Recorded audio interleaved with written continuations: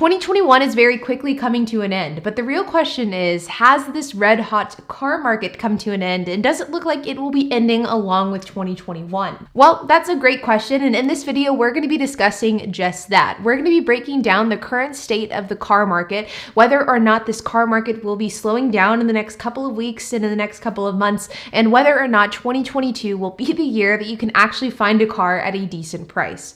So let's get started. Now, it's no secret that the new and used car market has been absolutely insane over the last couple of months. In fact, it's been insane for the vast majority of 2021.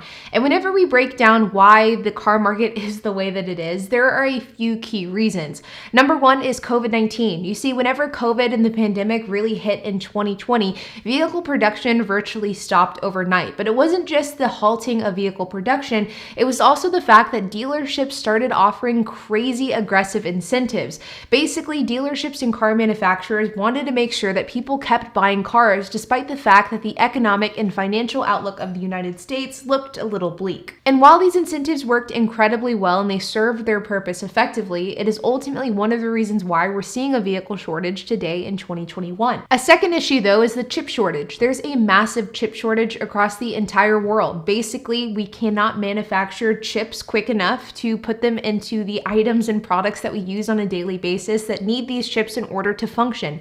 This chip shortage is affecting companies like Apple, like Microsoft, like Sony, and it is also affecting the automotive industry as well. You see, there are thousands of cars that are ready to be produced, but they are simply waiting on one single chip to be installed into the car in order to make these cars roadworthy. And until these chips can get installed, they simply cannot be sold.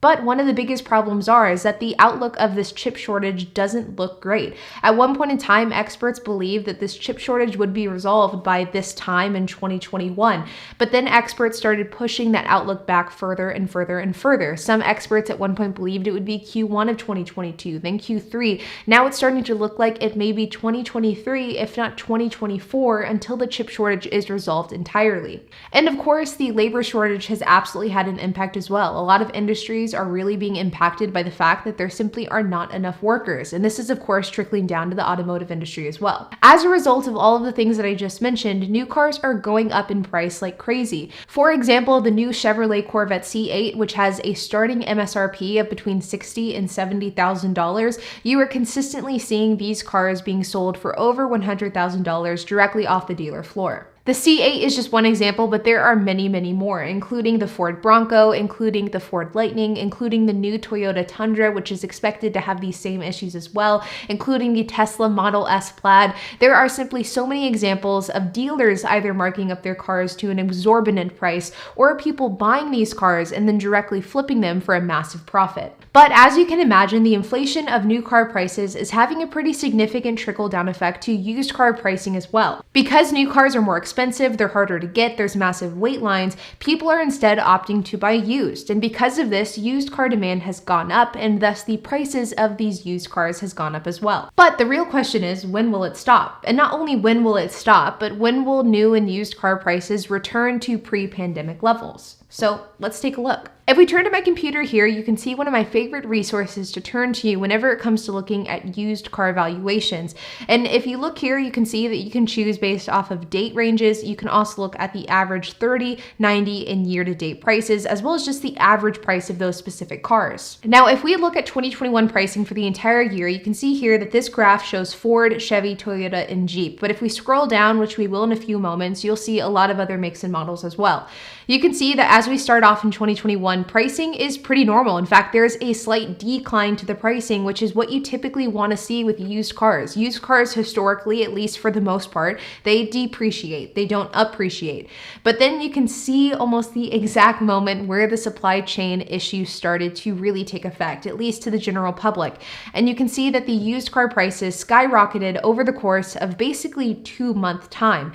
It started off in kind of the April to May period, and then it ended in July. And there was just an absolute massive appreciation in used car valuations.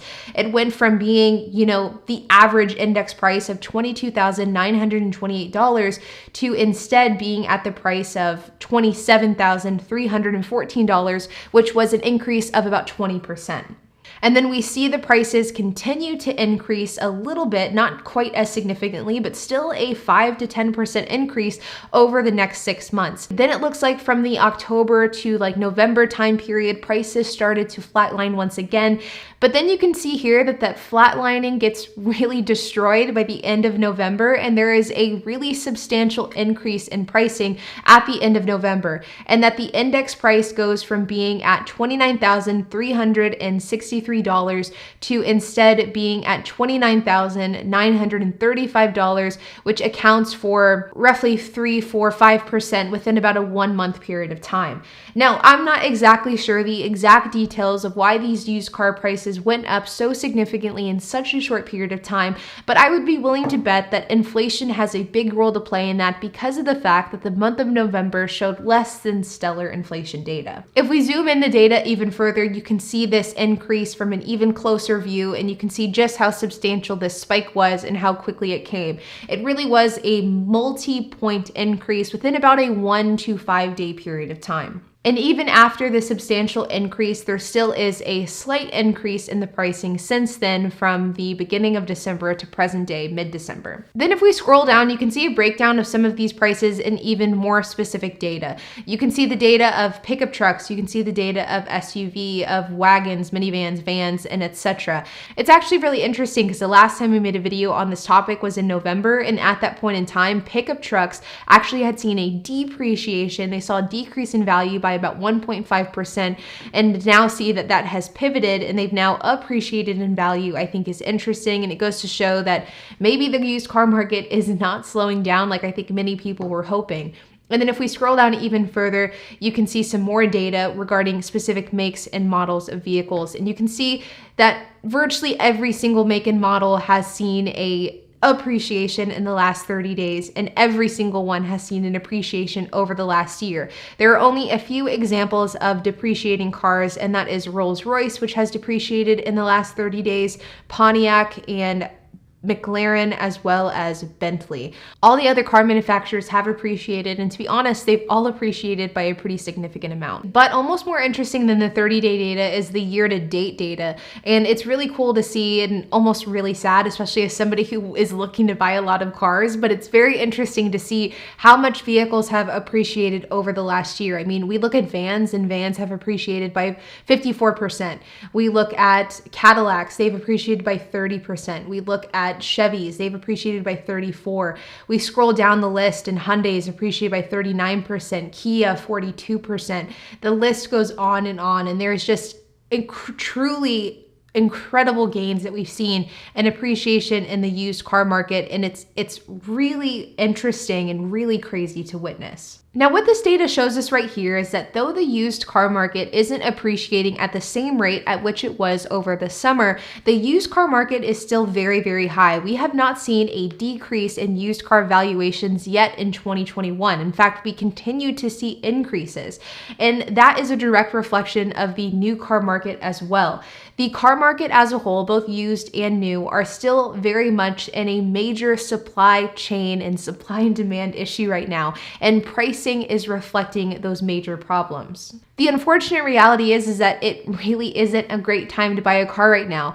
But the other unfortunate reality is, and I think it's a really valid question to ask, is, well, when is this going to end? When will the used and new car market return to normal? Because not everybody can wait indefinitely to buy a used or new vehicle. And the answer to that question is nobody really knows. I think experts are patiently waiting for the chip shortage to be resolved. I think that many people are waiting for everything to return to normal, but the exact time frame of when that's going to happen is really up for debate, and nobody knows that answer. And unfortunately, until many of these aspects of the car manufacturing process return to normal, we probably won't see prices return to normal either. Whenever it comes to buying a car in this car market, one of the best things that you can do for yourself is educate yourself on what type of car you want to buy. So knowing what is a fair price to pay for a car, what are the things that you should be keeping an eye out for, how long are these cars typically sitting on the market for before they're sold. Knowing these types of data, and you can learn all of this by simply keeping an eye on websites like Craigslist, Facebook, Car Gurus, Auto Trader. Knowing this information will help equip yourself with the knowledge that you need to spot a good deal once it presents itself to you. There are good deals in this car market. They are very hard to find, but they are there, but you won't know that they're there unless you educate yourself on what to look for. At the end of the day, I think the verdict of this video is that it still isn't a good time to buy a car. If you're somebody that needs to buy a car, if you're somebody who's wanting to expand a business and you're simply tired of waiting, then I think you can definitely find those good deals, but you do have to be patient because the good deals are few and far between. Now, will the used car market slow down in 2022? I think that is a question that nobody really knows, but only time will tell. But at the end of the day, I would love to hear your thoughts. So if you have any questions, comments, if you have anything to add, I would love to hear it. So make sure to leave a comment down below. And while you guys are at it, make sure to hit the like button, hit the subscribe button, and hit the notification bell. And I will see you guys in the next video.